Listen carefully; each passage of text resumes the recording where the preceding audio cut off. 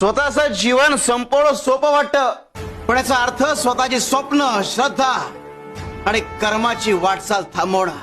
अरे आयुष्यात संकट येतील, अपमान होईल, पण त्या प्रत्येक क्षणी देव तुमचं बळ वाढवेल. अरे शरीर, मन, आत्मा ही सगळी परमेश्वराची देणगी आहे आणि आत्मघात म्हणजे परमेश्वराच्या कृपेचा अवमान. जिथे संकट सहन करण्याची ताकद आहे तिथे विजय देखील आहे.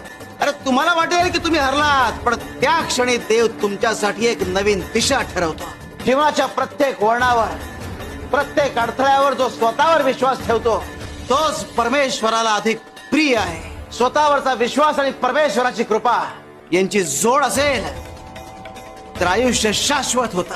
लढा, कारण संघर्षाचं फळ एक कायम गोड असतं. आणि जिथे श्रद्धा तिथे परमेश्वर. शिव हरी शंकर, नमामि शंकर, शिवशंकर शंभो.